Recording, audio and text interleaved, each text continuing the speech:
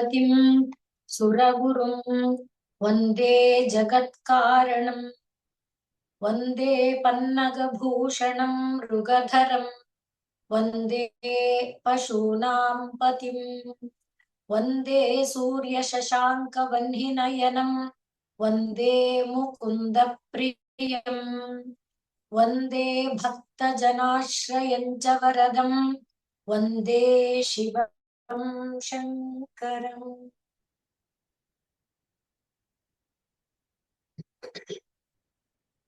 ಭವಾನಿ ಶಂಕರೌ ವಂದೇ ಶ್ರದ್ಧಾ ವಿಶ್ವಾಸರೂಪಿಣೌ ಯಾಭ್ಯಾಂ ವಿನಾ ನ ಪಶ್ಯಂತಿ ಸಿದ್ಧಾಃ ಸ್ವಾಂತಸ್ಥಮೀಶ್ವರಂ ಕರ್ಪೂರ ಗೌರಂ ಕರುಣಾವತಾರಂ ಸಂಸಾರ ಸಾರಂ ಭುಜಗೇಂದ್ರಹಾರಂ ಸದಾ ವಸಂತಂ ಹೃದಯಾರವಿಂದೇ ಭವಂ ಭವಾನಿ ಸಹಿತಂ ನಮಾಮಿ.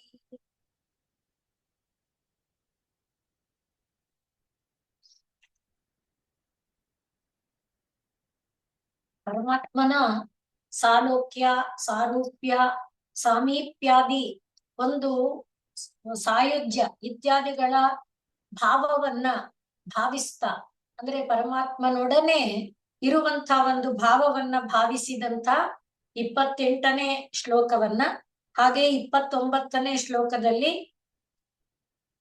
ಪರಮಾತ್ಮನ ಪಾದಾರವಿಂದಗಳ ಪೂಜೆಯನ್ನ ಮಾಡೋದು, ಪರಮಾತ್ಮನನ್ನ ನಿರಂತರವಾಗಿ ಚಿಂತನೆ ಮಾಡೋದು, ಪರಮಾತ್ಮನಿಗೆ ಮೊರೆ ಹೋಗೋದು, ಪರಮಾತ್ಮನನ್ನೇ ಬೇಡಿದರೆ ಪರಮಾತ್ಮನನ್ನೇ ಬೇಡೋದು, ಹಾಗೆ ಕಣ್ಗಳಿಂದ ಪರಮಾತ್ಮನನ್ನೇ ಕಾಣೋದು, ಈ ರೀತಿಯಾದಂತ ಒಂದು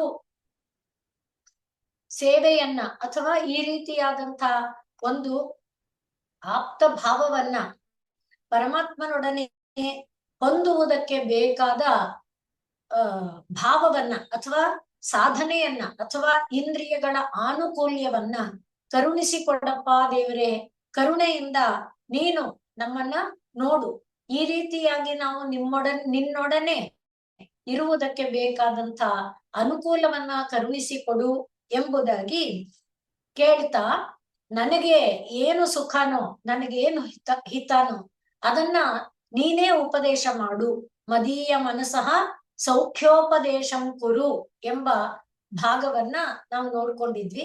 ಇವತ್ತು ನಾವು 30ನೆಯ ಶ್ಲೋಕಕ್ಕೆ ಬರ್ತಾ ಇದ್ದೇವೆ. ವಸ್ತ್ರೋದ್ಧೂತ ವಿಧೌ ಸಹಸ್ರಕರತಾ ಪುಷ್ಪಾರ್ಚನೆ ವಿಷ್ಣುತಾ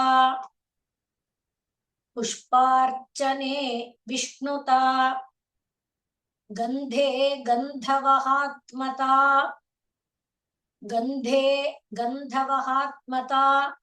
ಅನ್ನಪಚನೆ ಬರ್ಹಿರ್ಮುಖಾಧ್ಯಕ್ಷತಾ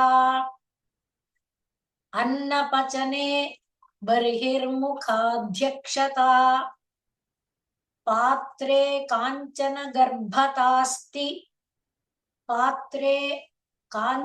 ಗರ್ಭತಾಸ್ತಿ ಮಯಿ ಚೇತ್ ಬಾಲೇಂದು ಚೂಡಾಮಣೆ ಶುಶ್ರೂಷಾಂಕರವಾಣಿತೆ ಪಶುಪತೆ ಸ್ವಾಮಿನ್ ತ್ರಿಲೋಕಿ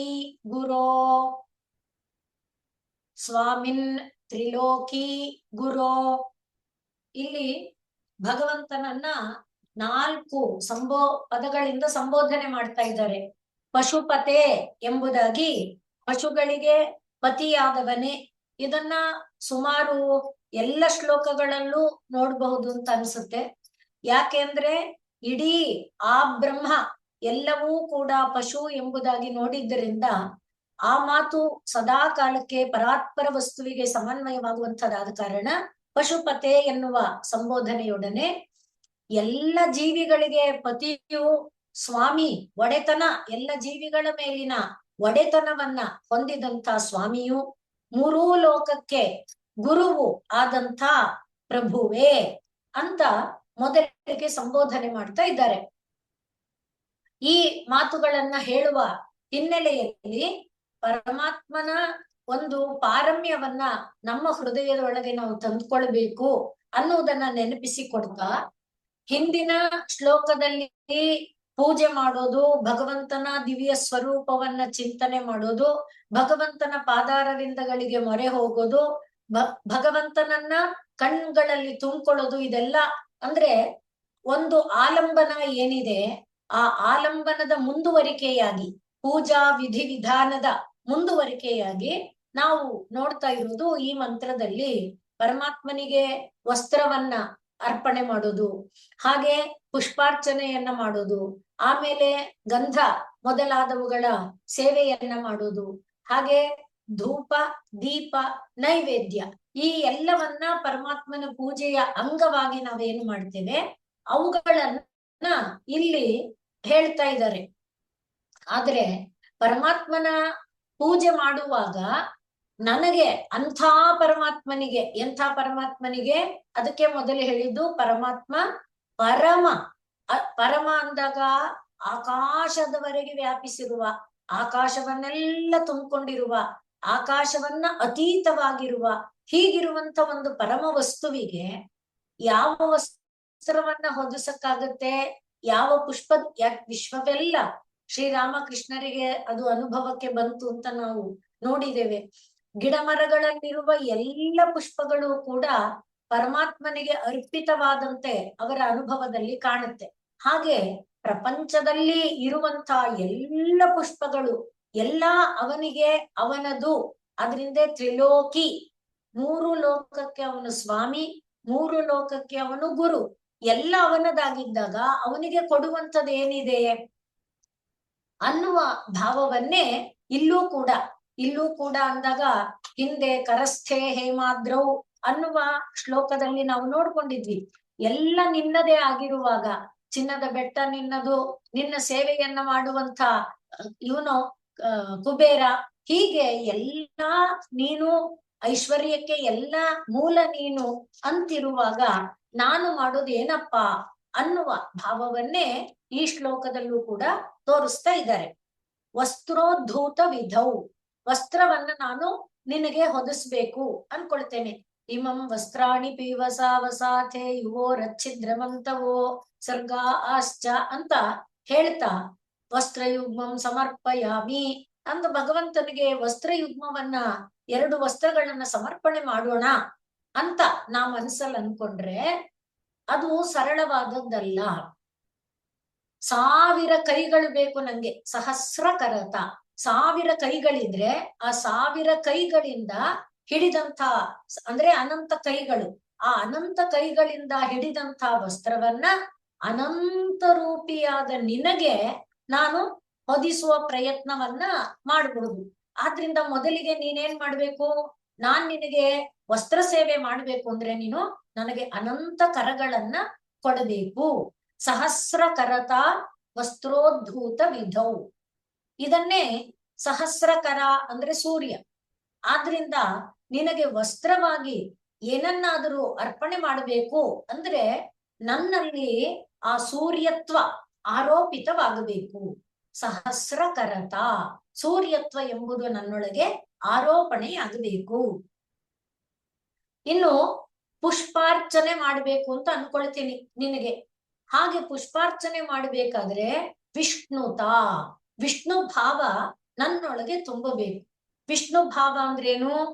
ಎಲ್ಲವನ್ನ ತುಂಬಿಕೊಂಡಿರುವ, ಎಲ್ಲೆಲ್ಲೂ ವ್ಯಾಪಿಸಿಕೊಂಡಿರುವ ಆ ಭಾವ ಅಂದ್ರೆ ವಿಷ್ಣು ಅಂದ್ರೆ ವ್ಯಾಪ್ತಿ ತಾನೆ, ಎಲ್ಲವನ್ನ ಸುತ್ತುಕೊಂಡಿರುವ, ಎಲ್ಲವನ್ನ ತುಂಬಿಕೊಂಡಿರುವಂತ ಆ ವಿಷ್ಣು ಭಾವ. ಆಗ ಮೊದಲೇ ಹೇಳಿದಂತೆ ಪ್ರತಿಯೊಂದು ಗಿಡ ಮರಗಳಲ್ಲಿರುವಂತಹ ಪುಷ್ಪಗಳು ಪರಮಾತ್ಮನ ಪಾದಾರವಿಂದಕ್ಕೆ ಅರ್ಪಣೆಯಾಗುತ್ತೆ. ಅದರಿಂದ ಪುಷ್ಪಾರ್ಚನೆ ವಿಷ್ಣುತ.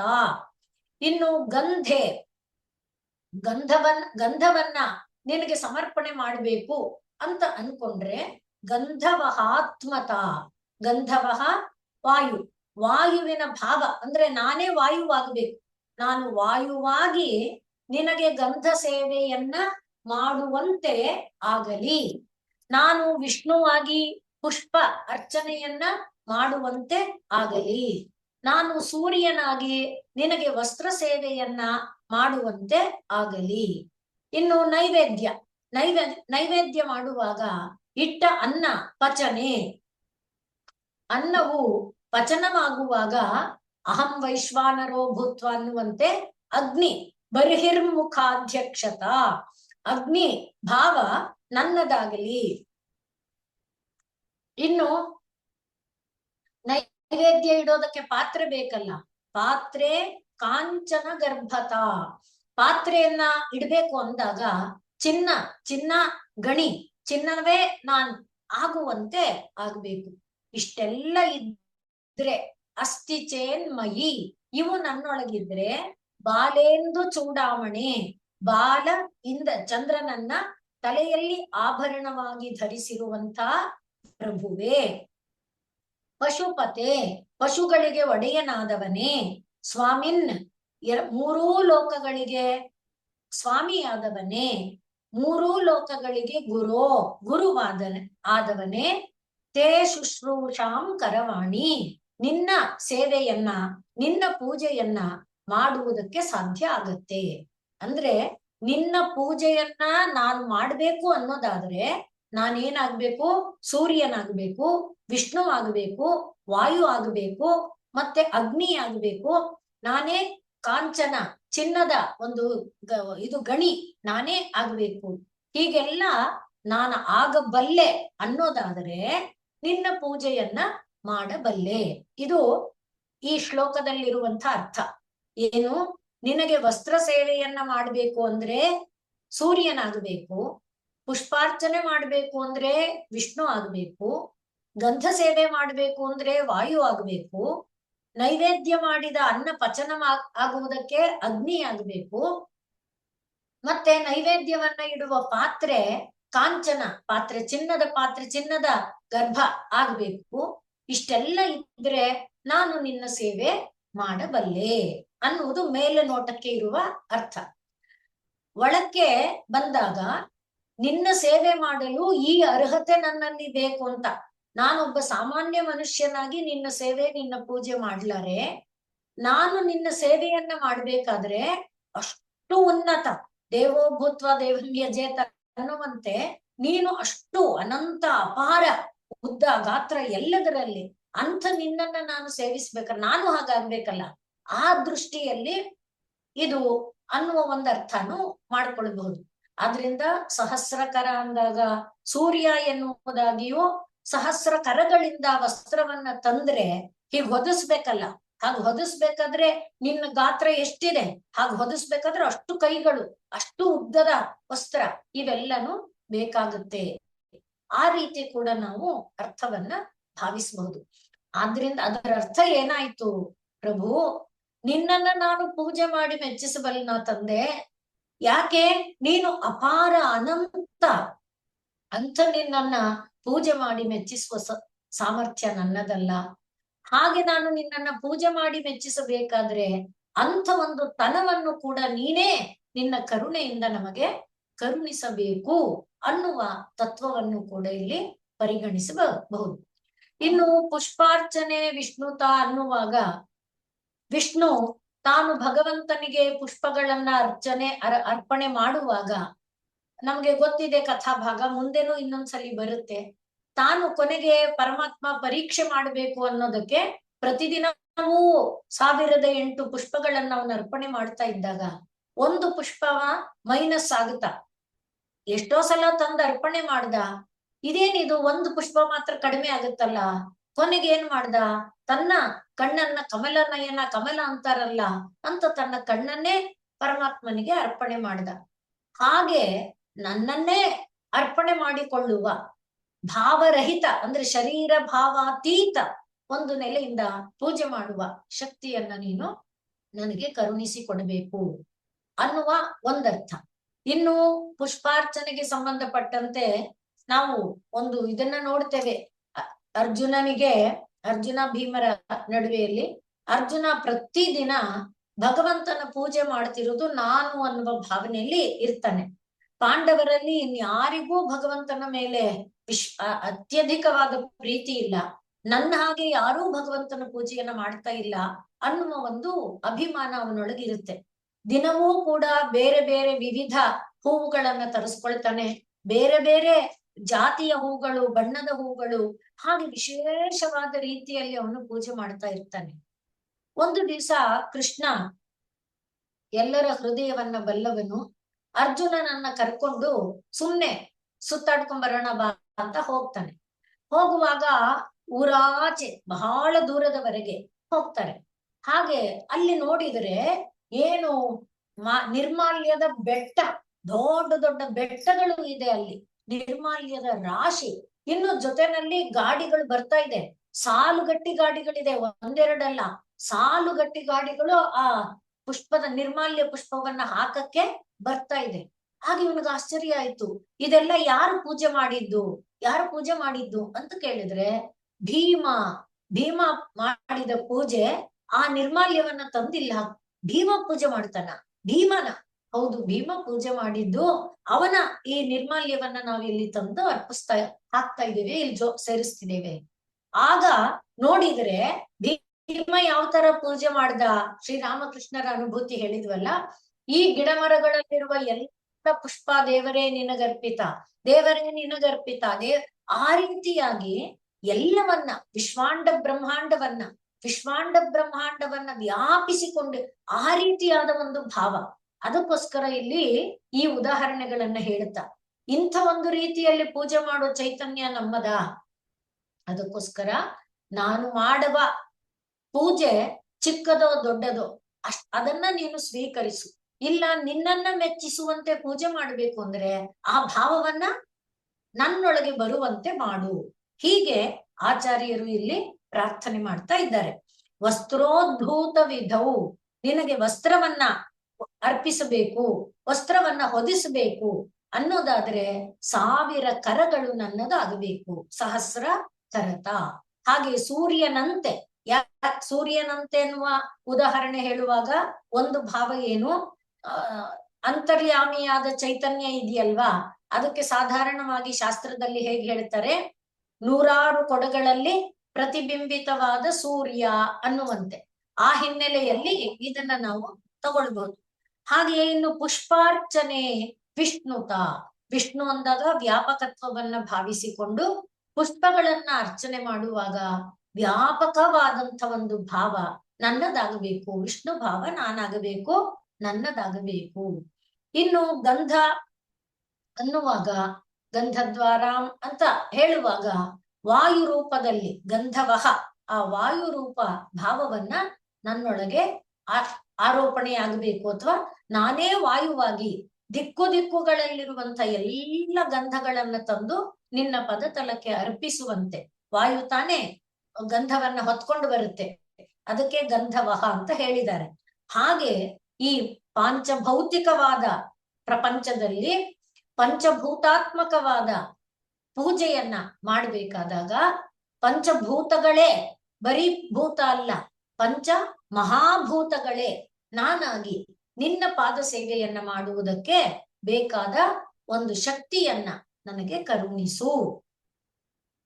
ಇನ್ನು ಪಾತ್ರೆ ಅನ್ನುವಾಗ ಕಾಂಚನ ಗರ್ಭ ಅಂತ ಹೇಳ್ತಾ ಇದ್ದಾರೆ. ಅದು ಯಾವುದು ಪಾತ್ರೆ? ಈ ವಿಶ್ವಾಂಡವೇ ಪಾತ್ರೆ, ಅದನ್ನೇ ಕಾಂಚನ ಗರ್ಭ. ಹೇಗೆ ಇದು ಎಂತದು ಈಶಾವಾಸ್ಯದಲ್ಲಿ ಬರುತ್ತಲ್ಲ, ಈ ಹಿರಣ್ಮಯೇನ ಪಾತ್ರೇಣ ಸತ್ಯಸ್ಯಾಪಿ ಹಿತಂ ಮುಖಂ. ಆ ಹಿರಣ್ಮಯ ಪಾತ್ರೆ ಯಾವುದು? ವಿಶ್ವಾಂಡ. ಆ ವಿಶ್ವಾಂಡ ಎಲ್ಲ ನಾನಾಗಬೇಕು, ಹಾಗೆ ಇದು ಆಗುವಂತೆ. ಮತ್ತೆ ವಿಶ್ವಾಂಡ ಎನ್ನುವುದು ಪೃಥ್ವಿ, ಈ ಶರೀರ. ಹೀಗೆ ಶರೀರದ ಅಂದ್ರೆ ಅಣುರೂಪ, ಹಾಗೆ ಬೃಹದ್ ರೂಪ, ಅಣುರೂಪವಾಗಿ ಮಹದ್ರೂಪವಾಗಿ ನಾನು ನಿನ್ನ ಸೇವೆ ಮಾಡುವಂತೆ ಆಗಲಿ. ಹೀಗೆ ಇದನ್ನ ನಾವು ಹೇಗೆ ಅನ್ವಯ ಮಾಡ್ತಾ ಹೋದ್ರೆ ಹಾಗೆ ವಿಸ್ತಾರ ಆಗುತ್ತಾ ಹೋಗುತ್ತೆ. ಮೊದಲಿಗೆ ಪಂಚಭೂತಾತ್ಮಕವಾದ ಈ ಶರೀರದಲ್ಲಿ ಪಂಚಭೂತಗಳು ವಿಭಜಿತವಾಗಿ, ಅಂದ್ರೆ ಇದು ಪಂಚೀಕರಣ ಪ್ರಕ್ರಿಯೆ ಅಂತಾರಲ್ಲ, ಹಾಗೆ ಈ ಶರೀರದೊಳಗೆ ಪಂಚಭೂತಗಳಿದೆ. ಹಾಗೆ ಅದು ಪಂಚೀಕರಣ ಕಟ್ಟಾಗದೆ ಪೂರ್ಣವಾದ ಭಾವದಿಂದ ಪಂಚಭೂತಗಳ ರೂಪದಲ್ಲಿ ನಾನು ನಿನ್ನ ಸೇವೆಯನ್ನ ಮಾಡುವಂತೆ ಆಗಲಿ. ಮೊದಲಿಗೆ ಬಾಲೇಂದು ಚೂಡಾಮಣೆ, ಬಾಲ ಚಂದ್ರನನ್ನ ತಲೆಯಲ್ಲಿ ಚೂಡಾಮಣಿಯಾಗಿ ಧರಿಸಿರುವವನೇ, ಪಶುಪತೆ ಪಶುಗಳಿಗೆ ಒಡೆಯನಾದಂಥವನೇ, ಸ್ವಾಮಿಯಾದವನೇ, ತ್ರಿಲೋಕಿ ಗುರೋ ಮೂರು ಲೋಕಗಳಿಗೆ ಗುರುವಾದಂಥ ಪ್ರಭುವೇ, ತೇ ನಿನ್ನ ಶುಶ್ರೂಷಾಂ ಪೂಜಾ ಸೇವೆಯನ್ನ, ವಸ್ತ್ರೋದ್ಧೂತ ವಿಧೌ ವಸ್ತ್ರವನ್ನ ಅರ್ಪಿಸುವ ಸಮಯದಲ್ಲಿ, ಸಹಸ್ರಕರತ ಸೂರ್ಯನಂತೆ ನಾನಾದಾಗ, ಪುಷ್ಪಾರ್ಚನೆ ಪುಷ್ಪ ಅರ್ಚನೆಯನ್ನ ಮಾಡುವಾಗ, ವಿಷ್ಣುತ ವಿಷ್ಣುತ್ವವು ನನ್ನಲ್ಲಿ ಮಯಿ ಅಂತ ಇದೆ, ನನ್ನೊಳಗೆ ಆರೋಪಿತವಾದಾಗ, ಗಂಧ ಮಹಾತ್ಮತಾ ಗಂಧೆ ಗಂಧ ಸೇವೆಯನ್ನ ಮಾಡುವಾಗ, ವಾಯುರೂಪ ನನ್ನೊಳಗೆ ವಾಯುತ್ವ ನನ್ನೊಳಗೆ, ಅನ್ನ ಪಚನೆ ಇಟ್ಟ ನೈವೇದ್ಯ ಪಚನವಾಗುವ ಸಂದರ್ಭದಲ್ಲಿ, ಬರ್ಹಿರ್ಮುಖ ಅಂದ್ರೆ ಅಗ್ನಿ, ಅಧ್ಯಕ್ಷತಾ ಆ ಅಗ್ನಿಯ ಅಧ್ಯಕ್ಷ ರೂಪ ನನ್ನದಾಗಿ, ಪಾತ್ರೆ ಕಾಂಚನ ಗರ್ಭತ ಪಾತ್ರದಲ್ಲಿ ಕಾಂಚನ ಗರ್ಭತೆ ಉಂಟಾಗುವಂತೆ ಆಗಲಿ. ಹಾಗಾದಾಗ ಶುಶ್ರೂಷಾಂ ಕರವಾಣಿ ನಾನು ನಿನ್ನ ಸೇವೆಯನ್ನ ಸಮರ್ಪಕವಾಗಿ ಮಾಡ್ತೇನೆ. ಇಲ್ಲ ಅಂದ್ರೆ ಎಲ್ಲೋ ಯಾವುದೋ ಒಂದು ಲೋಪ ಆಗೇ ಆಗುತ್ತೆ. ಆದ್ರಿಂದಲೇ ನಾವು ಎಷ್ಟೇ ಸರಿಯಾಗಿ ಪೂಜೆ ಮಾಡಿದ್ರು ಎಲ್ಲೋ ಒಂದ್ ಮಂತ್ರ ಹಾರ್ಬಿಟ್ಟಿರುತ್ತೆ, ಒಂದ್ ಮಂತ್ರದಲ್ಲಿ ಎಲ್ಲೋ ಅಲ್ಪ ಪ್ರಾಣ ಮಹಾಪ್ರಾಣ ವ್ಯತ್ಯಾಸ ಆಗ್ಬಿಟ್ಟಿರುತ್ತೆ, ಒಂದ್ ಮಂತ್ರದಲ್ಲಿ ಯಾವುದೋ ಒಂದ್ ಪದ ಹೀಗೇನೇನೋ ಲೋಪದೋಷ ಆಗುತ್ತೆ ಕಟ್ಟೆಚ್ಚರದಲ್ಲಿ ಮಾಡ್ತೀನಿ ಅಂದಾಗ್ಲು. ಆದ್ರಿಂದಲೇ ಮಂತ್ರಹೀನಂ ಕ್ರಿಯಾಹೀನಂ ಇದನ್ನೆಲ್ಲ ಹೇಳ್ಕೊಳ್ಳೋದು. ಆದ್ರಿಂದ ಆ ರೀತಿ ಏನು ಲೋಪದೋಷ ಆಗದೆ ನಿನ್ ಪೂಜೆ ಆಗ್ಬೇಕು ಅಂದ್ರೆ ನಾನೇ ಪಂಚಭೂತ ಆಗ್ಬೇಕು ಅಂತ ಒಂದು ಭಾವವನ್ನ ನನ್ನೊಳಗೆ ಆರೋಪಣೆ ಮಾಡು. ಹಾಗೆ ನಾನು ಮಾಡುವ ಪೂಜೆಯನ್ನ ಆ ಭಾವದಿಂದ ನೀನು ಸ್ವೀಕರಿಸು. ಹೀಗೆ ಇಲ್ಲಿ ಹೇಳ್ತಾ ಇದ್ದಾರೆ. ಬಹುಶಃ ಎಲ್ಲರಿಗೆ ಸ್ಪಷ್ಟ ಆಗಿದೆ ಅನ್ಕೊಳ್ತೇನೆ. ಮೊದಲನೇದು ಪಂಚಭೂತವಾದ ಶರೀರ, ಪಂಚಭೂತವಾದ ಶರೀರದಿಂದ ಪರಮಾತ್ಮನಿಗೆ ಅರ್ಪಣೆ ಮಾಡುವಾಗ ಈ ವಸ್ತ್ರ ಗಂಧ ಇತ್ಯಾದಿಗಳನ್ನ ಅರ್ಪಣೆ ಮಾಡುವ ಸಂದರ್ಭದಲ್ಲಿ ವಿಭಜಿತ ಪಂಚಭೂತ ಏನಿದೆ ಅದು ಪಂಚ ಮಹಾಭೂತವಾಗಿ ಅರ್ಪಣೆ ಮಾಡುವಂತೆ ಆಗಲಿ ಅನ್ನುವುದು ಒಂದಾದ್ರೆ, ಎರಡನೆಯದು ನೀನು ಅಪಾರ ನೀನು ಅನಂತ ನೀನು, ನಿನಗೆ ನಾನು ಅಂದಾಗ ಅಲ್ಪ ಅತ್ಯಲ್ಪ ಅಣುವಿಗೆ ಅಣುವ ಆಗಿರುವಂತ ನಾನು ನಿನಗೆ ಪೂಜೆ ಮಾಡ್ಲಾರೆ. ಹಾಗೆ ನಾನು ಪೂಜೆ ಮಾಡ್ಬೇಕಾದ್ರೆ ಅನಂತವಾದಂತ ಪಾಂಚ ಮಹಾಭೂತಗಳಿದೆಯಲ್ಲ ಆ ರೂಪ ನನ್ನೊಳಗೆ ಆರೋಪಿತ ಆಗಿ ನಾನು ನಿನ್ನ ಪೂಜೆ ಮಾಡುವಂತೆ ಆಗ್ಬೇಕು ಅಂತ ಒಂದು ಇದನ್ನ ನೀನು ನನಗೆ ಕರುಣಿಸು. ಹೀಗೆ ಎರಡು ರೀತಿಯಲ್ಲಿ ನಾವು ಇದನ್ನ ಅರ್ಥ ಮಾಡ್ಕೊಳ್ಬಹುದು. ವಸ್ತ್ರೋದ್ಧೂತ ವಿಧೌ ಸಹಸ್ರಕರತ ಪುಷ್ಪಾರ್ಚನೆ ವಿಷ್ಣುತ ಗಂಧೆ ಗಂಧವಹಾತ್ಮತ ಅನ್ನಪಚನೆ ಬರ್ಹಿರ್ಮುಖಾಧ್ಯಕ್ಷತಾ ಪಾತ್ರೆ ಕಾಂಚನ ಗರ್ಭತಾಸ್ತಿ ಮಯಿ ಚೇತ್ ಬಾಲೇಂದು ಚೂಡಾಮಣೆ ಶುಶ್ರೂಷಾಂಕರವಾಣಿತೆ ಪಶುಪತೆ ಸ್ವಾಮಿನ್ ಸ್ತ್ರಿಲೋಕಿ ಗುರೋ. ಹೀಗೆ ಅರ್ಥ ಆದ್ಮೇಲೆ ಇನ್ನೂ ಒಂದು ಅರ್ಥ ಮಾಡಬಹುದಾದ್ದು ಅಂದ್ರೆ, ದೇವಾದಿದೇವತೆಗಳು ಈ ಪ್ರಪಂಚ ಸೃಷ್ಟಿ ನಿರ್ಮಾಣ ಕಾರ್ಯ ನಿನ್ನ ಸಂಕಲ್ಪ ಕಾರ್ಯದಲ್ಲಿ ತಮ್ಮ ಒಂದು ಕೈಂಕರ್ಯವನ್ನ ನಿನಗೆ ಅರ್ಪಿಸುವಾಗ ಅವರಿಗೆ ಈ ಯೋಗ್ಯತೆಯನ್ನ ಕೊಟ್ಟವನು ನೀನೆ. ಹಾಗೆ ಅವರಿಗೆ ಯಾವ ಯೋಗ್ಯತೆಯನ್ನ ಕೊಟ್ಟು ಅವರ ಕೈನಲ್ಲಿ ನಿನ್ನ ಕೈಂಕರ್ಯ ನೀನು ಮಾಡಿಸ್ಕೊಳ್ತಾ ಇದೆಯೋ ಅದೇ ರೀತಿಯಲ್ಲಿ ನಿನ್ನ ಕೈಂಕರ್ಯ ನಾನು ಮಾಡುವುದಕ್ಕೆ ನನಗೂ ಕೂಡ ಯೋಗ್ಯತೆಯನ್ನ ಕರುಣಿಸು. ಆ ಒಂದು ಅರ್ಥ ಕೂಡ ತಂದುಕೊಳ್ಬಹುದು. ನಾಲಂ ವಾ ಪರಮೋಪಕಾರಕಮಿದಂ ಇದಂ ತ್ವೇಕಂ ಪಶೂನಾಂ ಪತೆ. ನಾಲಂ ವಾ ಪರಮೋಪಕಾರಕಮಿದಂ ತ್ವೇಕಂ ಪಶೂನಾಂ ಪತೆ. ಪಶ್ಯನ್ ಕುಕ್ಷಿಗತಾನ್ಶ್ಚರಾಚರಗಣಾನ್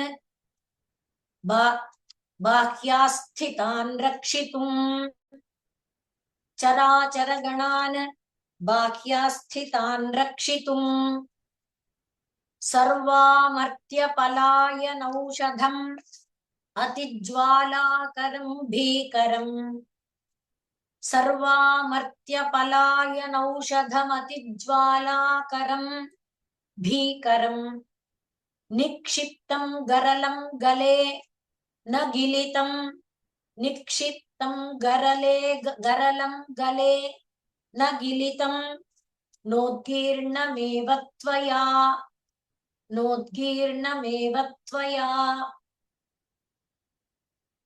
ನಿಂದು ಅಪ್ಲಿಕೇಶನ್ ತುಂಬಾ ದೊಡ್ಡದಾಯ್ತು. ನಿನ್ನ ಬೇಡಿಕೆ ಈಡೇರಿಸೋದಕ್ಕೆ ಆಗುವಂಥದ್ದಲ್ಲ ಅಂತ ನೀನೇನಾದ್ರೂ ಹೇಳೋದಾದ್ರೆ ನಾನು ಅದನ್ನ ಒಪ್ಪೋದಿಲ್ಲ ಸ್ವಾಮಿ ಅಂತ ಹೇಳ್ತಾ ಇದ್ದಾರೆ. ಯಾಕೆ ಅಂದ್ರೆ ನೀನು ಲೋಕಕ್ಕೆ ಪರಮೋಪಕಾರ ಮಾಡುವನು. ಏನು ಉಪಕಾರ ಮಾಡಿದ್ನಪ್ಪ ನಾನು? ನೀನು ಸುಮ್ನೆ ನನ್ನ ಹೊಗಳ್ಬಿಟ್ಟು ನನ್ನನ್ನು ಬಗ್ಸಕ್ ನೋಡ್ಬೇಡ ಅಂತ ಉತ್ತರ ಕೊಡ್ಬೇಡ ಪರಮಾತ್ಮ. ನೀನು ಮಾಡಿರುವ ಉಪಕಾರ ನನಗೆ ಗೊತ್ತಿದೆ. ಇದಕ್ಕಿಂತ ದೊಡ್ಡ ನಿದರ್ಶನ ಇನ್ನೇನು ಬೇಕಾಗಿಲ್ಲ. ಏನಪ್ಪ ಅದು ದೊಡ್ಡ ನಿದರ್ಶನ ಅಂದ್ರೆ, ಸಮುದ್ರ ಮಥನ ನಡೀತಾ ಇರುವಾಗ ಅಮೃತ ಬರುವ ಮೊದಲು ಹಾಲಾಹಲ ವಿಷ ಬಂತು. ಆ ವಿಷದ ತಾಪ ತಡೀಲಾರದೆ ಎಲ್ಲರೂ ಓಡೋದಕ್ಕೆ ಆರಂಭ ಮಾಡಿದ್ರು. ದೇವತೆಗಳು, ದಾನವರು ಎಲ್ಲರೂ. ಅಲ್ಲಿ ನೆರೆದಿದ್ದ ಸುತ್ತಲಿನವರು, ಮೇಲಿನವರು ಎಲ್ಲರೂ ಕಂಗೆಟ್ಟು ಓಡ್ತಾ ಇದ್ದಾರೆ ಅಂತ. ಅಂದ್ರೆ ಅಷ್ಟು ಪ್ರಭಾವಶಾಲಿಯಾದ ವಿಷ. ಅದನ್ನ ನೀನೇನ್ ಮಾಡ್ದೆ? ಜನ ಹೀಗೆ ಕಂಗೆಟ್ಟು ಓಡ್ತಿದಾರಲ್ಲ, ನೀನು ಪರಮಾತ್ಮ. ಆದ್ರಿಂದ ನೀನು ಅಭಯವನ್ನ ಕರುಣಿಸುವಂಥವನು. ಆ ಎಲ್ಲರಿಗೆ ಅಭಯವನ್ನ ಕೊಡಲಿಕ್ಕಾಗಿ ನೀನೇನು ಮಾಡ್ದೆ? ಆ ಹಾಲಾಹಲವನ್ನ ನೀನ್ ತಗೊಂಡೆ. ಅವರು ಓಡೋದನ್ನ ತಪ್ಸಕ್ಕೋಸ್ಕರ, ಅವರ ಭಯವನ್ನ ತಪ್ಸಕ್ಕೆ ತಗೊಂಡವನು ಬಾಯಿಗೆ ಹಾಕೊಂಡಾಗ ನಿನಗೆ ಕಾಣಿಸ್ತು. ಕೈಗೆ ತಗೊಂಡಿದ್ದು, ಬಾಯಿಗೆ ಹಾಕೊಂಡಿದ್ದು, ಹೊರಗೆ ಭಯದಿಂದ ಕಂಗೆಟ್ಟು ಓಡ್ತಿದಾರಲ್ಲ ಅವರನ್ನ ನೋಡಿ.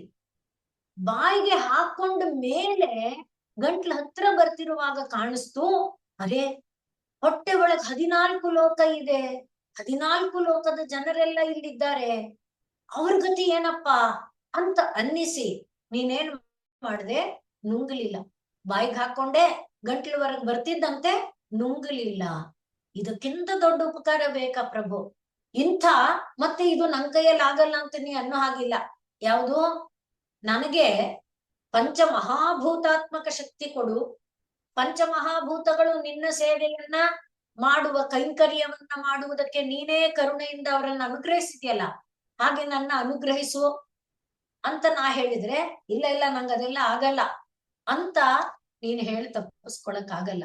ಯಾಕೆ ಅಂದ್ರೆ ಅಸಂಭವವಾದದ್ದನ್ನು ಮಾಡಿದೀಯೇ, ಅಸಾಧ್ಯವಾದದ್ದನ್ನು ಮಾಡಿದೀಯೇ.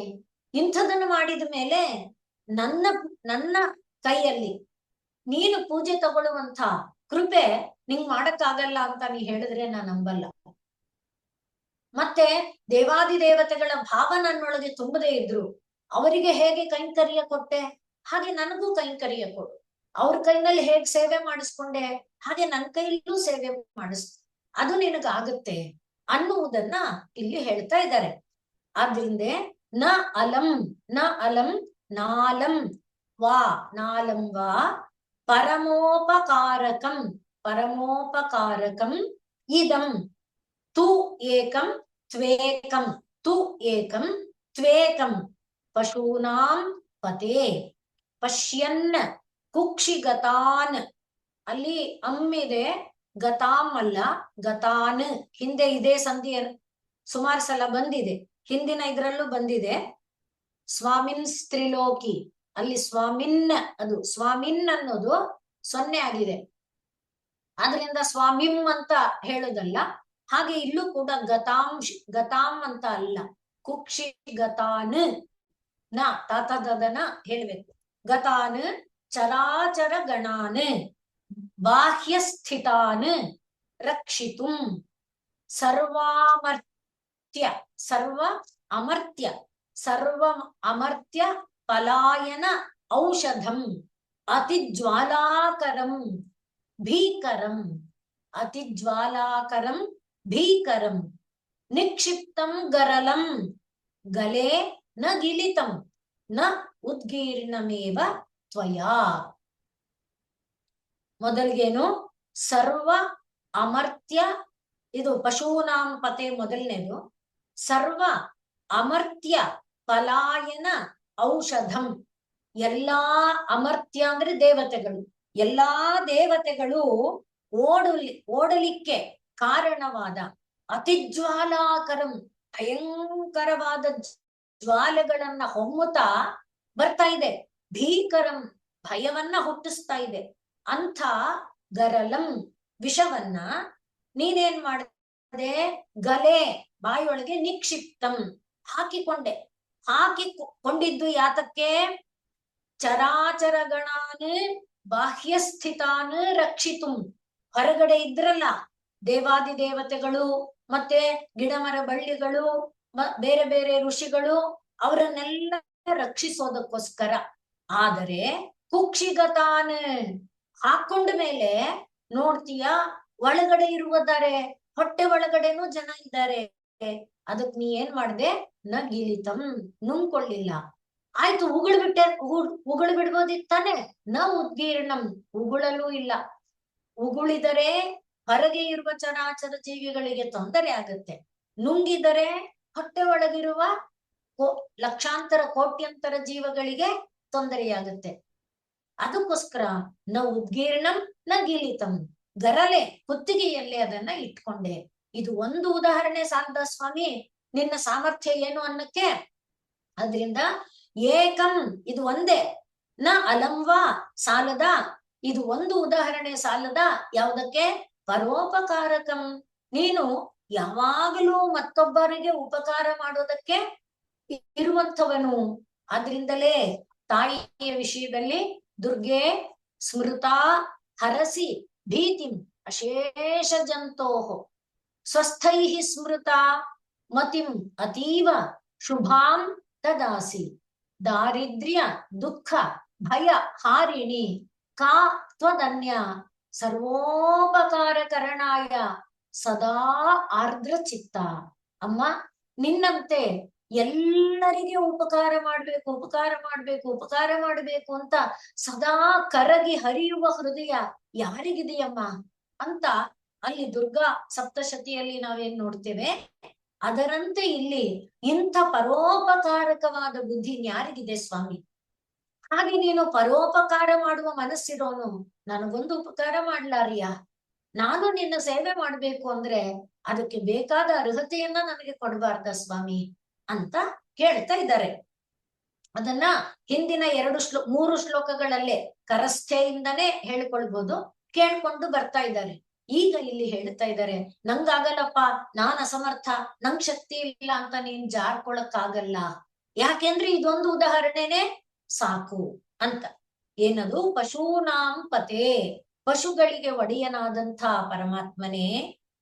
ಸರ್ವ ಅಮರ್ತ್ಯ ಪಲಾಯನ, ಎಲ್ಲಾ ಅಮರರು ಓಡುವುದಕ್ಕೆ ಬೇಕಾದ ಔಷಧಂ, ಆ ಹಾಲಾಹಲ ವಿಷ, ಅದು ಅತಿ ಜ್ವಾಲಾಕರಂ, ಭೀಕರವಾದ ಜ್ವಾಲೆಯನ್ನ ಹೊರಹೊಮ್ಮುತ್ತಾ ಇದೆ. ಒಳ್ಳೆಗೆ ಕಾವು ಹೊರಗೆ ಬರ್ತಾ ಇದೆ, ನಾಲಿಗೆಯನ್ನ ಚಾಚಿ ಬರ್ತಾ ಇದೆ. ಹಾಗಿರುವಂತ ಭೀಕರವಾದ ಆ ಗರಲಂ, ವಿಷವನ್ನ ಗಲೆ ನಿಕ್ಷಿಪ್ತಂ, ಬಾಯಿಗೆ ಹಾಕೊಂಡೆ, ಕುತ್ತಿಗೆಯಲ್ಲಿ ಇಟ್ಟುಕೊಳ್ಳುವಾಗ ಉದ್ದೇಶ ಏನಾಗಿತ್ತು? ಬಹಿರ್ಗತಾನೆ, ಹೊರಗಡೆ ಇರುವಂತ, ಬಾಹ್ಯಸ್ಥಿತಾನೆ, ಹೊರಗಡೆ ಇರುವಂತ ಚರಾಚರಗಣಾನೆ, ಪಶು ಪಕ್ಷಿ ಪ್ರಾಣಿಗಳು, ಗಿಡಮರ ಬಳ್ಳಿಗಳು, ಇವರೆಲ್ಲರನ್ನು ರಕ್ಷಿಸುವುದಕ್ಕಾಗಿ. ನೋಡ್ದೆ ನೀನು ಆಗ ಕುಕ್ಷಿಗತಾಂ ಪಶ್ಯನ್ನ, ಹೊಟ್ಟೆ ಒಳಗಿರೋರ್ನ ನೋಡ್ದೆ, ಅರೆರೇ ಅಂತ ಏನ್ ಮಾಡ್ದೆ? ನ ಗಿಲಿತಂ, ನುಂಗ್ಲಿಲ್ಲ. ಉಗುಳಣ ಅಂದ್ರೆ ಚರ, ಬಾಹ್ಯಸ್ಥಿತಾನ ಚರಾಚರಾನ್ ರಕ್ಷಿತು ನ ಉದ್ಗೀರ್ಣಂ. ಇದಕ್ಕಿಂತ ದೊಡ್ಡ ಉಪಕಾರ ಬೇಕಾ? ಇದಕ್ಕಿಂತ ಸ್ವಸಾಮರ್ಥ್ಯ ಬೇಕಾ? ಇಂಥ ಕೆಲಸ ಯಾರು ಮಾಡಕ್ ಸಾಧ್ಯ? ನಾನ್ ಅಸಮರ್ಥ ಅಂತ ನೀನು ಜಾರ್ಕೊಳ್ಳಕ್ ಆಗಲ್ಲ. ನಿನಗೆ ದುರ್ಗಮ, ನಿನಗೆ ದುಸ್ಸಾಧ್ಯ, ನಿನಗೆ ಅಸಾಧ್ಯ ಯಾವುದೂ ಇಲ್ಲ, ಯಾವುದೂ ಇಲ್ಲ, ಯಾವುದೂ ಇಲ್ಲ. ಆದ್ರಿಂದ ನಾನು ನಿನ್ನ ಸೇವೆ ಮಾಡುವುದಕ್ಕೆ ಬೇಕಾದ ಒಂದು ಸಾಮರ್ಥ್ಯವನ್ನ ನೀನೇ ನನಗೆ ಕರುಣಿಸಿಕೊಡು. ಪರಮೋಪಕಾರಕಮಿದಂ ಇತ್ತು ಏಕಂ, ಇದು ಒಂದು ಪರಮ ಉಪಕಾರ. ನ ಅಲಂವಾ ಸಾಲದ, ಇಷ್ಟು ಸಾಲದ ಉದಾಹರಣೆ ಆದ್ರಿಂದ ಅಂತ ಅರ್ಥ. ಈಗ ಹೇಗದು? ಸರ್ವ ಪಶೂನಾಂಪತೆ, ಪಶುಗಳಿಗೆ ಒಡೆಯನೆ, ಸರ್ವ ಅಮರ್ತ್ಯ ಪಲಾಯನ, ಎಲ್ಲಾ ಅಮರರನ್ನು ಓಡುವಂತೆ ಮಾಡಿದಂಥ ಔಷಧ ಅಂದ್ರೆ ಗಿಡಮೂಲಿಕೆಗಳ ರಸ ಅಂತ. ಅದು ಅತಿ ಜ್ವಾಲಾಕರಂ, ಹಾಲಾಹಲ ವಿಷ, ಅತ್ಯಂತ ಜ್ವಾಲೆಗಳನ್ನ ಹೊಮ್ಮಿಸ್ತಾ ಇದೆ, ಭೀಕರಂ ಭಯವನ್ನ ಹುಟ್ಟಿಸ್ತಾ ಇದೆ. ಹಾಗಾದ ಗರಲಂ ವಿಷವನ್ನು ಗಲೇ ನಿಕ್ಷಿಪ್ತಂ, ಕುತ್ತಿಗೆಗೆ ಅಥವಾ ಬಾಯಿಗೆ ಹಾಕೊಂಡೆ, ಬಾಹ್ಯಸ್ಥಿತಾನ್ ಚರಾಚರಾನ್ ಚರಾಚರ ಗಣಾನ್ ರಕ್ಷಿತು, ಹೊರಗೆ ಇರುವಂತ ಚರಾಚರರ ಸಮೂಹವನ್ನ ರಕ್ಷಿಸಲು. ಹಾಗೆ ಕುಕ್ಷಿಗತಾಂ ಪಶ್ಯನ್, ಹೊಟ್ಟೆ ಒಳಗಿರುವವರನ್ನ ನೋಡಿ ನ ಗಿಲಿತಂ, ನುಂಗಲಿಲ್ಲ. ಹಾಕೊಂಡಿದ್ದು ಹೊರಗಡೆ ಇರೋರನ್ನ ರಕ್ಷಿಸಕ್ಕೆ, ನುಂಗದೆ ಇದ್ದಿದ್ದು ಹೊಟ್ಟೆ ಒಳಗಿರುವವರನ್ನ ಕಾಪಾಡಕ್ಕೆ. ನ ಹೋಗ್ಲಿ ಉಗುಳದಿಯಾ, ಆ ತಾಪ ಎಂಥ ತಾಪ ಅದು, ಎಲ್ಲರೂ ಕಂಗೆಟ್ಟು ಓಡುವಂತ ತಾಪ. ಅಷ್ಟೇ ಅಲ್ಲ, ನಾವು ಭಾಗವತದಲ್ಲಿ ನೋಡಿದ್ದೇವೆ, ಸಮುದ್ರ ಮಥನ ಮಾಡುವಾಗ ಅವನು ವಾಸುಕಿ ಬುಸ್ ಬುಸ್ ಅಂತ ವಿಷನ ಹೊರಗ್ ಹಾಕ್ತಾ ಇದ್ರೆ ಅಸುರರಿಗೆ ತಡ್ಕೊಳಕ್ ಆಗ್ತಿಲ್ಲ. ಇನ್ನು ಬಾಲ ಹಿಡ್ಕೊಂಡಿದ್ದಾರಲ್ಲ ಅವರೂ ಕಂಗೆಡ್ತಿದ್ದಾರೆ. ಅಷ್ಟು ಅಂಥ ಭೀಕರವಾದದ್ದನ್ನು ಉದ್ಗೀರ್ಣ ಹೊರಗ್ ಹಾಕ್ಲಿಲ್ಲ. ಯಾಕೆ? ಚರಾಚರಗತಾನ್ ಬಹಿಸ್ಥಿತಾನ್ ರಕ್ಷಿತು. ಇದು ಇಂಥ ಇದಂ ಏಕಂ ಪರೋಪಕಾರಕಂ, ಇಂಥದ್ದು ಎಷ್ಟಿದೆಯೋ, ಇದು ಒಂದೇನಾ? ಇಂಥದ್ದು ಎಷ್ಟು ರಾಶಿ ಇದೆಯೋ.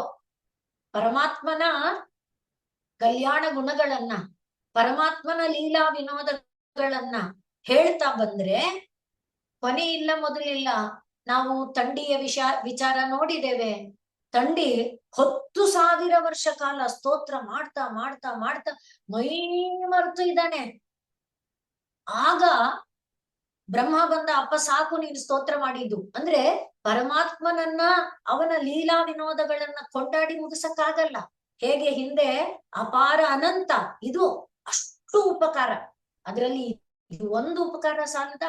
ಇದು ಮಾಡಕ್ ನಿಂಗಾಗತ್ತೆ ಅಂದ್ಮೇಲೆ ನಾನು ಮಾಡುವ ಪೂಜೆಗೆ ಅರ್ಹತೆಯನ್ನ ನೀನೇ ತಂದು ಕೊಡ್ಬೇಕು. ಅದನ್ನ ನಿನಗೆ ತಂದು ಕೊಡಕ್ಕೆ ಆಗತ್ತೆ. ನೀನು ಪಾಪಿ, ನೀನ್ ಅಂಥವನು, ನಿನಗೆ ಅರ್ಹತೆ ಇಲ್ಲ, ನೀನು ಉತ್ತಮ ಕುಲದವನಲ್ಲ, ನಿಂಗ್ ಬಾಯಲ್ಲಿ ಮಂತ್ರ ಬರಲ್ಲ, ಇದು ಯಾವುದು ನೆಪ ಅಲ್ಲ.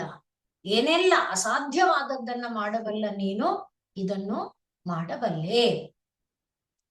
ನಾಲಂ ವಾ ಪರಮೋಪಕಾರಕಮಿದಂ ತ್ವೇಕಂ ಪಶೂನಾಂ ಪತೆ ಪಶ್ಯನ್ ಕುಕ್ಷಿಗತಾಂಶ್ಚರಾಚರಗಣಾನ್ ಬಾಹ್ಯಸ್ಥಿತಾನ್ ರಕ್ಷಿತುಂ ಸರ್ವಾಮರ್ತ್ಯ ಪಲಾಯನೌಷಧಂ ಅತಿಜ್ವಾಲಾಕರಂ ಭೀಕರಂ ನಿಕ್ಷಿಪ್ತಂ ಗರಲಂಗಲೇ ನ ಗಿಲಿತಂ ನೋದ್ಗೀರ್ಣಮೇವ ತ್ವಯಾ.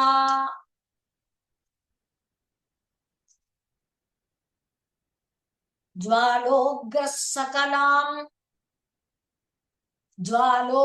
ಸಕಲಾಂ ಅರಾತಿ ಭಯದಃ ಕ್ಷೇಲಃ ಕಥಂ ವಾ ತ್ವಯಾ. ಜ್ವಾಲೋಗ್ರಃ ಸಕಲಾಂ ಅರಾತಿ ಭಯದಃ ಕ್ಷೇಲಃ ಕಥಂ ವಾ ತ್ವಯಾ. ದೃಷ್ಟಃ ಕಿಂಚ ಕರೇ ಧೃತಃ, ದೃಷ್ಟಃ ಕಿಂಚ ಕರೇ ಧೃತಃ ಕರತಲೆ ಕಿಂ ಪಕ್ವಜಂಬೂಫಲಂ, ಕಿಂ ಪಕ್ವಜಂಬೂಫಲಂ ಜಿಹ್ವಾಯಾನ್ನಿಹಿತಶ್ಚ ಜಿಹ್ವಾಯಾನ್ನಿಹಿತಶ್ಚ ಸಿದ್ಧಘುಟಿಕಾವಾ ಸಿದ್ಧಘುಟಿಕಾವಾ ಕಂಠದೇಶೇ ಭೃತಃ ಕಂಠದೇಶೇ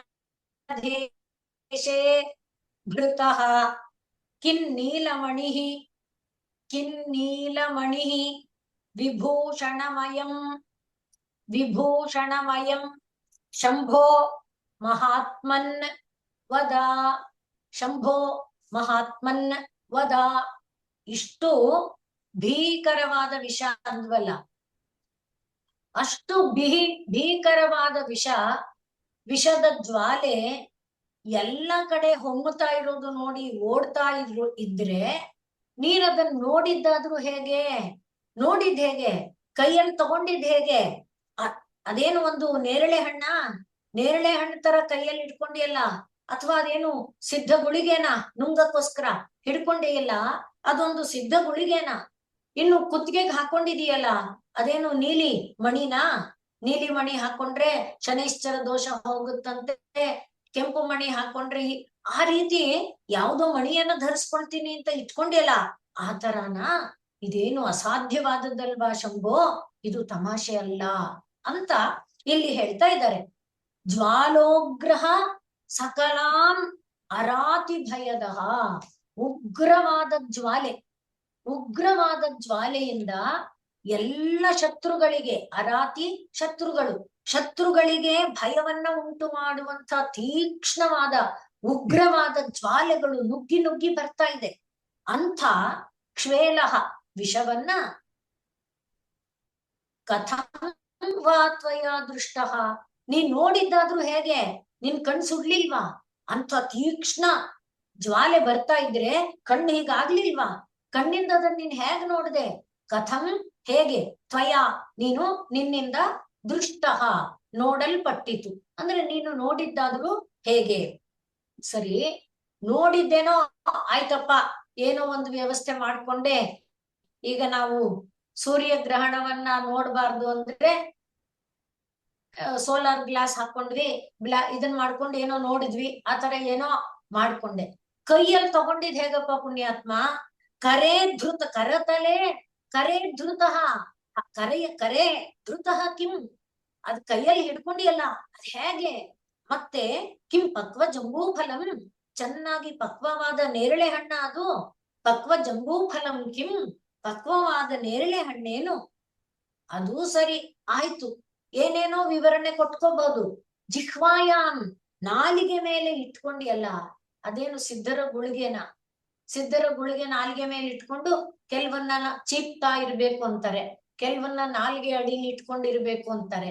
ಆ ರೀತಿ ಕೆಲವು ಗುಳಿಗೆಗಳಿದೆಯಲ್ಲ, ಆ ರೀತಿ ಇದು ಸಿದ್ಧ ಗುಳಿಗೆನ ನಾಲಿಗೆ ಮೇಲೆ ಹಾಕೊಂಡಿಯಲ್ಲ.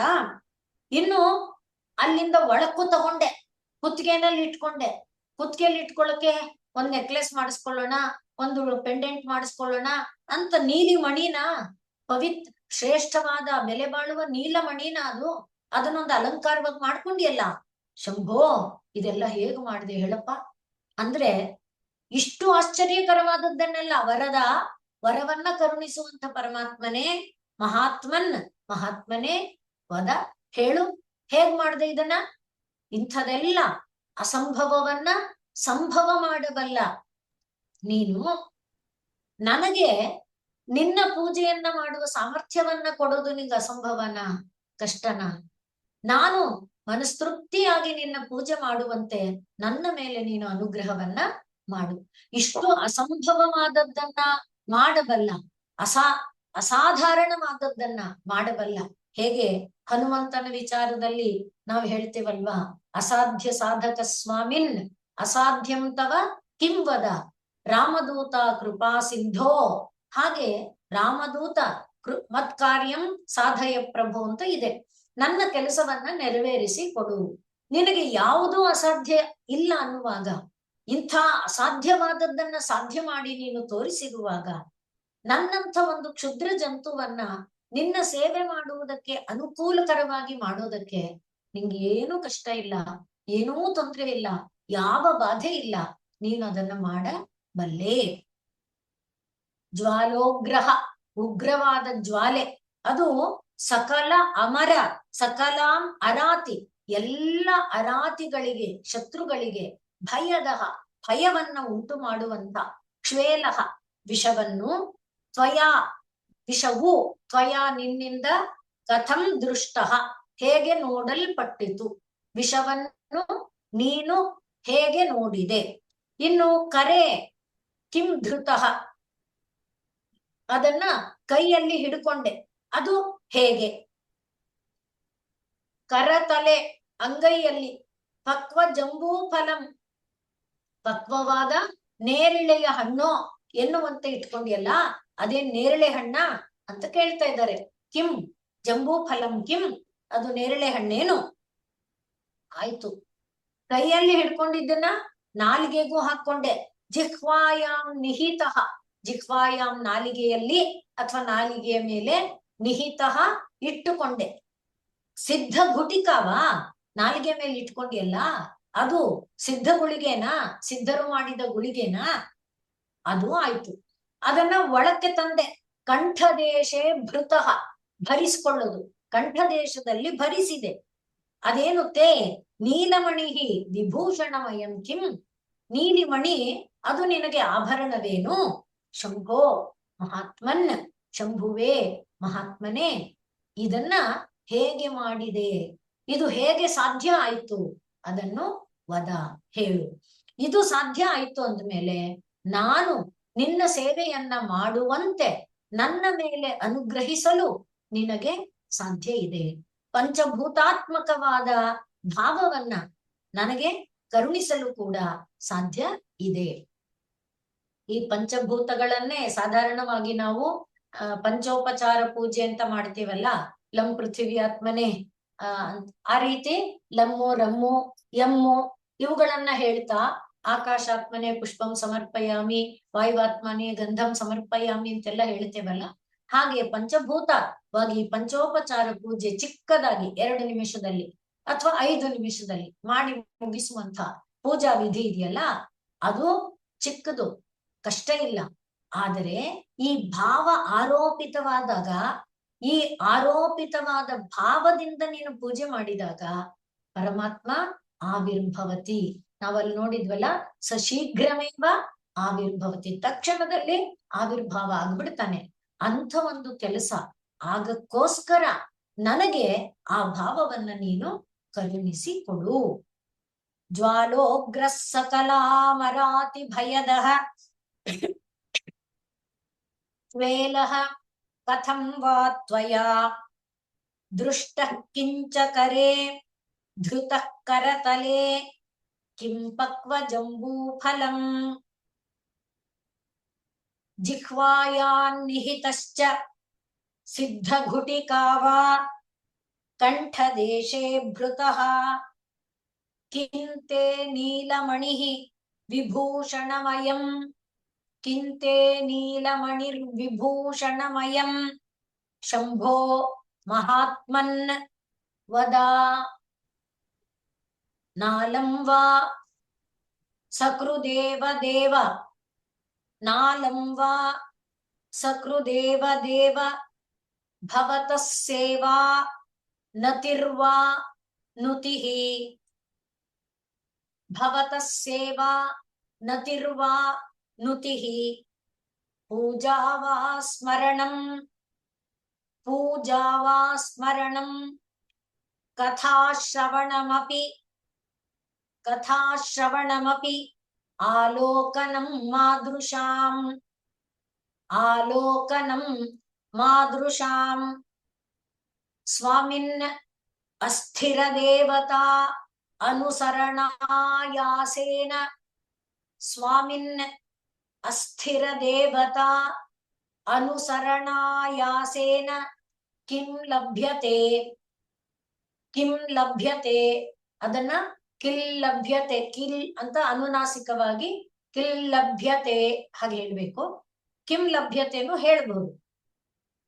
ಕಾವಾ ಮುಕ್ತಿರಿತಃ, ಕಾವಾ ಮುಕ್ತಿರಿತಃ ಕುತೋ ಭವತಿ ಚೇತ್, ಕುತೋ ಭವತಿ ಚೇತ್ ಕಿಂ ಪ್ರಾರ್ಥನೀಯಂ ತದಾ, ಕಿಂ ಪ್ರಾರ್ಥನೀಯಂತದಾ.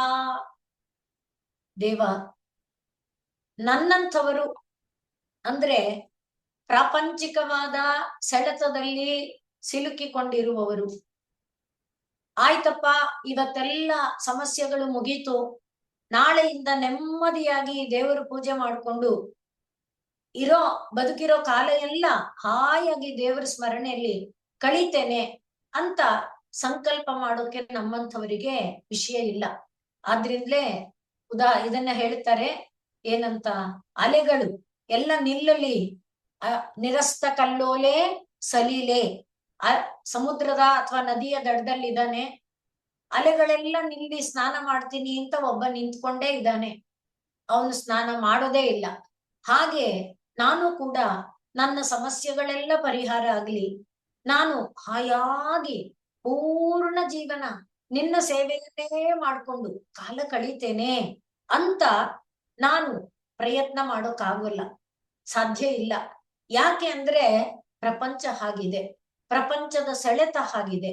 ಪ್ರಪಂಚದ ಸೆಳೆತಕ್ಕಿಂತ ಇಂದ್ರಿಯಗಳು ಪ್ರಪಂಚದ ಕಡೆಗೆ ಓಡುವ ಓಟ ವೇಗ ಹಾಗಿದೆ. ಆದ್ರಿಂದ ನಾನು ನಿನ್ನಲ್ಲಿ ಮನಸ್ಸು ಬುದ್ಧಿ ಇಂದ್ರಿಯಗಳನ್ನ ಇಡಕ್ಕಾಗಲ್ಲ.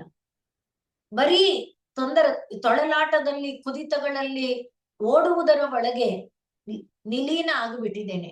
ಆದ್ರಿಂದ ನನ್ನಂಥವನು, ಈ ಪ್ರಪಂಚದಲ್ಲೇ ಮುಳುಗಿ ಹೋಗಿರುವಂಥವನು, ಒಂದು ಸಲ ಸಕೃದೇವ, ಒಂದೇ ಒಂದು ಸಲ ದೇವ ನಿನ್ನ ಸೇವೆ ಮಾಡಿದ್ರೆ ಸಾಲ್ದ ನ ಅಲಂವ. ಅಂದ್ರೆ ನಂಗೆ ಅಷ್ಟೇ ಮಾಡಕ್ಕಾಗದು ಅಂತ. ಅಷ್ಟೇ ಮಾಡಕ್ಕಾಗದ್ ಸರಿ, ಒಂದೇ ಸಲಿ ಪೂಜೆ ಮಾಡಿದ್ರು, ಈಗ ಮೇಲೆ ಹೇಳಿದ್ರಲ್ಲ ಪಂಚಮಹಾಭೂತವನ್ನ ನಮ್ಮೊಳಗೆ ಆರೋಪಣೆ ಮಾಡಿಕೊಂಡು, ಒಂದು ಪುಷ್ಪವನ್ನ ಅರ್ಪಣೆ ಮಾಡುವಾಗ ಒಂದು ಗಂಧದ್ವಾರಾಂಧುರಾಧರ್ಶಂ ನಿತ್ಯ ಪುಷ್ಟಾಂಕರೇಷಿಣಿ ಅಂತ ಗಂಧ ಸೇವೆಯನ್ನ ನಾನು ಅರ್ಪಣೆ ಮಾಡ್ತೇನಪ್ಪ ಅನ್ನುವಾಗ ನಾನೇ ವಾಯುವಾಗಿ ಕಲ್ಪನೆ ಇದೆಯಾ? ಹಾಗೆ ಒಂದು ಸಲಿ ಪೂಜೆ ಮಾಡಕ್ ನನ್ಗಾಗತ್ತಾ? ಬೇಡಪ್ಪ ದೇವರೇ, ನಿನಗೆ ಈ ಗಂಧ ಸೇವೆಯನ್ನ ನಾನು ಮಾಡ್ತಾ ಇದ್ದೇನೆ ಅಂತ ಆ ಗಂಧವನ್ನ ಈ ಮಂತ್ರ ಹೇಳ್ತಾ, ಯಾವುದು ಸಿದ್ಧಿ ವಿನಾಯಕಾಯ ನಮಃ ಗಂಧಮ ಆಗ್ರಾ ಅಥವಾ ಗಂಧ ಸೇವಾಂ ಸಮರ್ಪಯಾಮಿ ಗಂಧಮಾಗ್ರಾಪಯಾಮಿ ಅಂತ ಏನೋ ನಾ ಹೇಳ್ತೇನೆ ಅಂದ್ರೆ ಅಷ್ಟು ಕಾಲ ಮನಸ್ಸು ನಿಲ್ಲಲ್ಲ. ಇನ್ನು ಆ ತತ್ವವನ್ನ ನನ್ನೊಳಗೆ ಆರೋಪಣೆ ಮಾಡಿಕೊಂಡು ಹಾಗೆ ಒಂದೇ ಒಂದು ದಿನ ನೀನ್ ಪೂಜೆ ಮಾಡಿದ್ರೆ ಸಾಕು, ಖಂಡಿತ ಸಾಕು. ಆ ರೀತಿ ಪೂಜೆ ಮಾಡೋಕೆ ಎಲ್ಲಿದೆ ಮನಸ್ಸು ನಿಲ್ಲೋದು, ಎಲ್ಲಿದೆ? ಅದಕ್ಕೆ ಹೇಳ್ತಾ ಇದ್ದಾರೆ ಸಕೃದೇವ, ಒಂದೇ ಸಲಿ ನಾನು ಪೂಜೆ ಮಾಡಿದ್ರು ಸರಿ, ಆತರ ಪೂಜೆ ಮಾಡ್ಬೇಕಲ್ಲ. ಆತರ ಪೂಜೆ ಮಾಡೋದಕ್ಕೆ ನಿನ್ನ ಅನುಗ್ರಹ ಬೇಕಲ್ಲ, ನೀನು ಕರುಣೆಯನ್ನ ತೋರಬೇಕು ಅನ್ನುವುದಾಗಿ ಹೇಳ್ತಾ ಇದ್ದಾರೆ. ಅದರಿಂದ ದೇವನೇ ಸಕೃದೇವ ಭವತ ಸೇವ, ಒಂದೇ ಒಂದು ಸಲಿ ನಿನ್ನ ಸೇವೆಯನ್ನ ನಾನು ಮಾಡಿದ್ರೆ ನ ಅಲಂವ ಸಾಲದ, ಒಂದು ಸಲಿ ನತಿಹಿ ನಮಸ್ಕಾರ ಮಾಡಿದ್ರೆ ಸಾಲದ, ಒಂದೇ ಒಂದು ಸಲಿ ನುತಿಹಿ ಹಾಡಿದ್ರೆ ಸಾಲದ. ಅಂದ್ರೆ ನಾನು ಮಾಡುವುದು ಸಂಕೀರ್ತನೆ ಇರ್ಬೋದು, ನಾಮ ಸ್ಮರಣೆ ಇರ್ಬೋದು, ನಾನು ಮಾಡುವುದು ಒಂದೇ ಒಂದು ನಮಸ್ಕಾರ ಇರ್ಬೋದು. ನಮಸ್ಕಾರ ಅನ್ನುವಷ್ಟು ಕಾಲ ಮನಸ್ಸು ನಿಲ್ಲುತ್ತಾ? ಮನಸ್ಸು ನಿನ್ನಮಯ ಆಗತ್ತಾ? ಮನಸ್ಸು ಬುದ್ಧಿ ನಿನ್ನಮಯ ಆಗತ್ತಾ? ಹಾಗೆ ಆಗುವಂತೆ ನನ್ನ ಕೈನಲ್ಲಿ ಆಗಲ್ಲ, ಅದನ್ನ ನೀನು ಮಾಡಿಸಬೇಕು. ಹಾಗೆ ಪೂಜಾ ಇದಿಷ್ಟಾಗಲ್ಲ, ಏನು ನತಿಹಿ ನುತಿಹಿ ಏನು ಸೇವಾ, ಇನ್ನು ಪೂಜಾ ಸ್ಮರಣಂ, ನಿನ್ನ ಪೂಜೆಯಾಗ್ಲಿ ಸ್ಮರಣೆಯಾಗ್ಲಿ, ಕಥಾಶ್ರವಣಂ ಆಲೋಕನಂ, ಇದ್ಯಾವುದು ಮಾದೃಶಾಂ ನನ್ನಂಥವರಿಗಲ್ಲಪ್ಪ, ನನ್ನಂಥವರಿಗಲ್ಲ. ನಾನು ಅಸ್ಥಿರ ದೇವತೆಗಳನ್ನ ಆಶ್ರಯಿಸಿಕೊಂಡು, ಇದರಲ್ಲಿ ಭಾಗವತದಲ್ಲಿ ಬರುತ್ತಲ್ಲ, ಉಲೂಕ ನಾರದರನ್ನ ಕೇಳ್ತಾನಲ್ಲ, ಬೇಗ ವರವನ್ನ ಕರುಣಿಸುವ ದೇವತೆ ಯಾರು, ಅವರನ್ನ ನಾನು ಪೂಜೆ ಮಾಡ್ತೀನಿ ಅಂತ. ಗೀತೆಯಲ್ಲಿ ಗೀತಾಚಾರ್ಯ ಹೇಳ್ತಾನೆ, ಯಾರು ದೇವಾನ್ ದೇವತೆಗಳನ್ನ ತಮಗೆ ಬೇಕಾದ ಫಲವನ್ನ ಕೊಡುವಂತ ದೇವತೆಗಳನ್ನ ಆಶ್ರಯಿಸಿಕೊಂಡು ಅವರು ಆಯಾ ದೇವತೆಗಳಿಂದ ಆಯಾ ಫಲವನ್ನ ಪಡೀತಾರೆ ಅಂತ. ಹಾಗೆ ಅಸ್ಥಿರ ದೇವತಾ ಅನುಸರಣ ಆಯಾಸೇನ, ಅದ್ ಬರೀ ಆಯಾಸ ಅಷ್ಟೇ. ಫಲ ಸಿಕ್ಕತ್ತೆ, ಆದ್ರೆ ಅದು ಉಳಿಯೋವರೆಗೆ ನಾವು ಸರಿಯಾಗಿ ಇರಲ್ಲ, ಆ ಫಲವನ್ನ ಅನುಭವಿಸಕ್ಕೆ ನಾವಿರಲ್ಲ. ಈ ರೀತಿ ಎಲ್ಲ ಆಗುತ್ತೆ. ಅದರಿಂದ ಕಿಂ ಲಭ್ಯತೆ, ಏನು ಲಾಭ ಇದೆ? ಕಾವಾ ಮುಕ್ತಿ, ಇಷ್ಟೇ ಇಲ್ಲ ಅಂದ್ರೆ ಇನ್ನು ಮುಕ್ತಿ ಅನ್ನೋದಿದೆಯಾ? ಆ ಮುಕ್ತಿ ಅನ್ನೋದು ಎಷ್ಟು ದೂರದ್ದು, ಅದು ಸಾಧ್ಯನಾ ನಮಗೆ? ಆದ್ರಿಂದ ನಾನ್ ಬೇಡೋತಿರೋದೇನು? ಕಿಂ ಪ್ರಾರ್ಥನೀಯಂ ತದ. ಹೀಗಿರುವಾಗ ನಿನ್ನ ಹತ್ರ ಬಂದು ನಾನು ಏನು ಬೇಡ್ಲಪ್ಪ, ನಿನ್ನ ಕರುಣೆ, ನಿನ್ನ ಕರುಣೆ, ನಿನ್ನ ಕರುಣೆ ಒಂದು ನನಗೆ ಬೇಕು. ನಿನ್ನ ಕರುಣೆ ಇದ್ರೆ ಇದೆಲ್ಲ ಸಾಧ್ಯ ಇದೆ. ಮೇಲಿಂದ ಹೇಳ್ಕೊಂಬಂದ್ವಲ್ಲ, ಯಾವುದು ನಿನಗೆ ಅಸಾಧ್ಯ ಅಸಂಭವ ಇಲ್ಲ, ಅದೆಲ್ಲ ಸಾಧ್ಯ ಆಗುತ್ತೆ. ಅದನ್ನ ಕರುಣಿಸು. ಓಂ ಪೂರ್ಣಮದಃ ಪೂರ್ಣಮಿದಂ ಪೂರ್ಣಾತ್ ಪೂರ್ಣಮುದಚ್ಯತೆ ಪೂರ್ಣಸ್ಯ ಪೂರ್ಣಮಾದಾಯ ಪೂರ್ಣಮೇವಾವಶಿಷ್ಯತೆ. ಓಂ ಶಾಂತಿ ಶಾಂತಿ ಶಾಂತಿ. ಸರ್ವೇ ಭವಂತು ಸುಖಿನಃ, ಸರ್ವೇ ಸಂತು ನಿರಾಮಯಾಃ, ಸರ್ವೇ ಭದ್ರಾಣಿ ಪಶ್ಯಂತು, ಮಾ ಕಶ್ಚಿತ್ ದುಃಖ ಭಾಗ್ ಭವೇತ್. ಹರಿಃ ಓಂ ತತ್ಸತ್. ಶ್ರೀರಾಮಕೃಷ್ಣಾರ್ಪಣಮಸ್ತು.